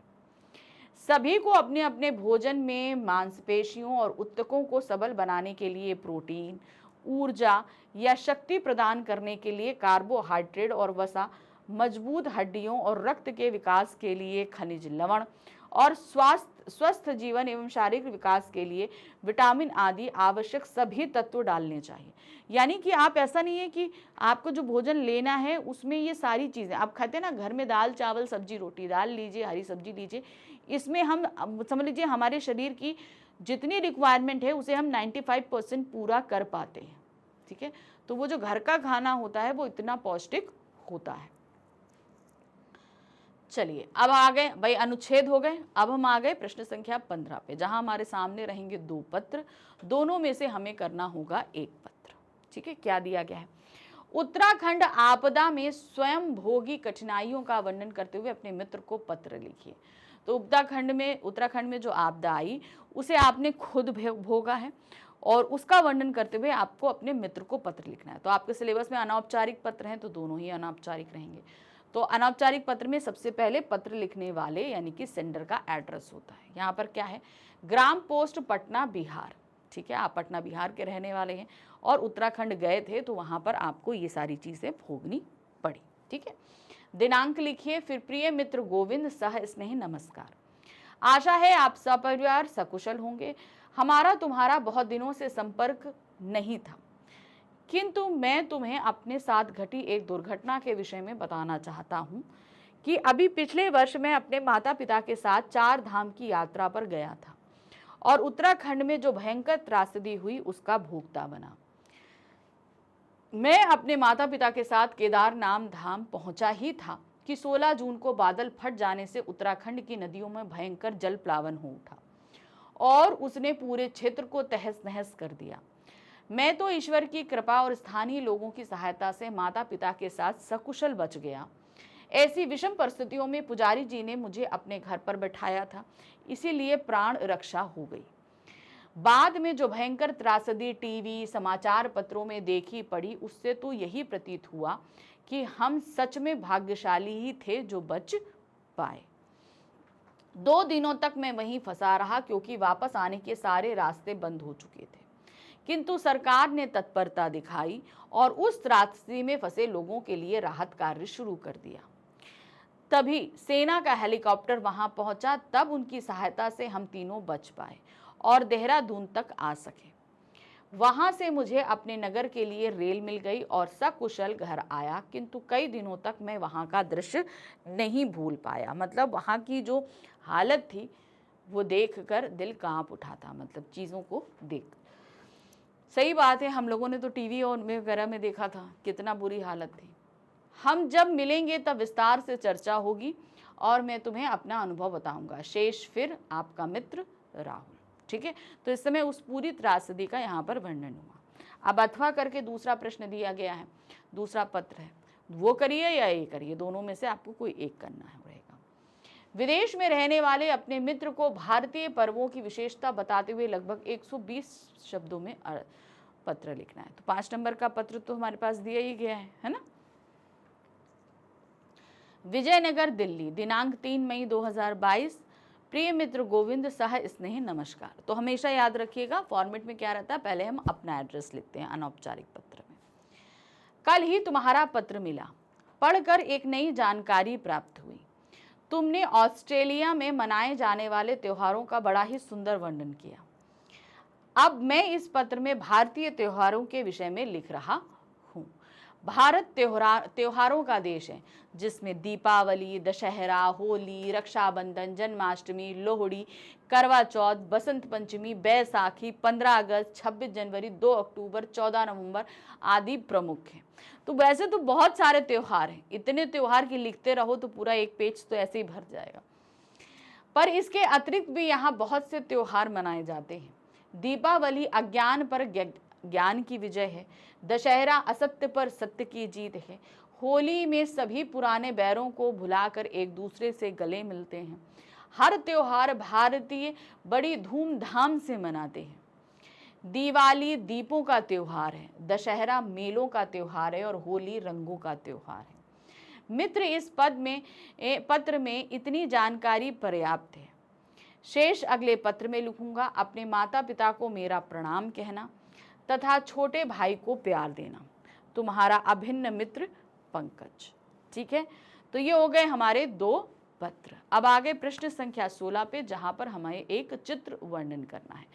चित्र आपके सामने दिया गया है। यहाँ पर आप देख रहे हैं महिला कबड्डी जो है उसके बारे में आपको डिस्क्राइब करना है। इतना तो देखकर आपको समझ में आ रहा है कि महिला कबड्डी है ना। तो चलिए देखिए, दिए गए चित्र को देखकर 100 शब्दों में वर्णन करना है। प्रस्तुत चित्र में खेल के मैदान का दृश्य प्रदर्शित किया गया है। तो आप देख रहे हैं ये खेल का मैदान है, जहां महिलाओं की कबड्डी का मुकाबला चल रहा है। सभी महिला खिलाड़ी ने टी शर्ट और नेकर पहना हुआ है। प्रतिद्वंदी टीम की एक खिलाड़ी दूसरी टीम के पाले में उन्हें मात देने आई है। तो आप यहाँ पर देख रहे हैं ये एक टीम है और ये एक जो है अपोनेंट है जो आई। कबड्डी के रूल यही होते हैं। ठीक है, कुछ महिला खिलाड़ी 2-2 के समूह में हाथ पकड़कर प्रतिद्वंदी टीम की खिलाड़ी को घेरने का प्रयास कर रही हैं। सभी खिलाड़ी पूरी तन्मयता से खेल रही हैं। दर्शक अपने अपने खिलाड़ियों का तालियां बजा बजाकर उनका मनोबल बढ़ा रहे हैं। जो खिलाड़ी आउट हो चुके हैं वे अलग पंक्ति में बैठे हुए हैं तथा अपनी बारी का इंतजार कर रहे हैं। तो जो आउट हो चुके हैं ये यहाँ बाहर बैठे हुए हैं। चलिए, अब हम आगे प्रश्न संख्या 17 में, जो हमारे प्रश्न पत्र का अंतिम प्रश्न है, जहां पर हमारे सामने आएगा संवाद। देखिए क्या है। एक पड़ोसी रोज सुबह अखबार मांगकर पढ़ने ले जाते हैं।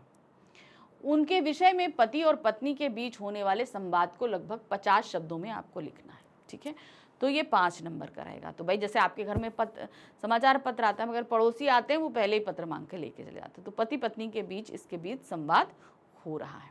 चलिए देखिए क्या है। पति, जरा आज का अखबार तो लाना। पत्नी, अखबार तो पड़ोसी ले गए। पति, आज फिर ले गए। पत्नी, अखबार तो मैं लाकर दे देती हूँ, पर क्या इस मुसीबत से किसी तरह छुटकारा नहीं मिल सकता? भाई अखबार हम लेते हैं और डेली सुबह सुबह वो ले जाते हैं, तो भाई मुसीबतें तो है, भाई हमको पहले पढ़ना चाहिए फिर दूसरे को लेना चाहिए, वो ले जाते हैं। पति, हाँ इसका एक उपाय है, अखबार वाले से कहना कि कल से हमारा अखबार पड़ोसी के घर डाल जाया करे। मैं उसे लेने चला जाया करूँगा, अपना अखबार ले आया करूँगा तथा उनके घर नाश्ता भी कर आया करूँगा। तो देखो इस तरीके से हो गया। अब अथवा करके हमारे पास एक संवाद और है, तो दोनों में से आपको एक संवाद लिखना है। वर्ड लिमिट का ध्यान रखना, 50 शब्द से ज़्यादा नहीं। खेल के मैदान पर फुटबॉल टीम के कैप्टन और गोलकीपर के बीच हुए संवाद को लगभग 50 से 60 शब्दों में आपको लिखना है। कैप्टन और गोलकीपर के बीच संवाद हो रहा है। देखिए क्या है। कैप्टन, अरे रॉकी तुमने बहुत अच्छा बचाव किया, यह कमाल का था।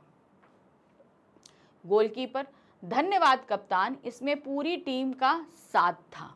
ठीक है, उन्होंने कहा धन्यवाद कि पूरी टीम ने साथ दिया। कैप्टन, हाँ बिल्कुल, पर तुम्हारी मुस्तैदी ने गोल बचा लिया। गोलकीपर, हम आगे भी इसी तरह का प्रदर्शन करते रहेंगे। कैप्टन, मुझे पूरा विश्वास है कि हम अपनी टीम के साथ बहुत अच्छा प्रदर्शन कर सकते हैं। गोलकीपर, हाँ कप्तान जरूर। कैप्टन, सब मिलकर जीतेंगे। तो भाई ज़्यादा तो है ही नहीं, 50 से 60 शब्द हैं, फटाफट हो जाएंगे। ठीक है, और इसी के साथ खत्म हो गया हमारा प्रश्न पत्र संख्या 3। देखिए सैम्पल पेपर नंबर 3 हमने करा दिया। बस इसी तरीके से अभी आपके पास में और सैम्पल पेपर लेके आऊँगी ताकि आप अच्छे से प्रैक्टिस कर सको। ठीक है, अब मिलेंगे हम अपने सैम्पल पेपर नंबर 4 पे। ठीक है, चलिए, तो तब तक इसकी प्रैक्टिस करते रहिए, क्वेश्चंस देखते रहिए। हम मिलेंगे अगली बार। Thank you for watching, bye bye.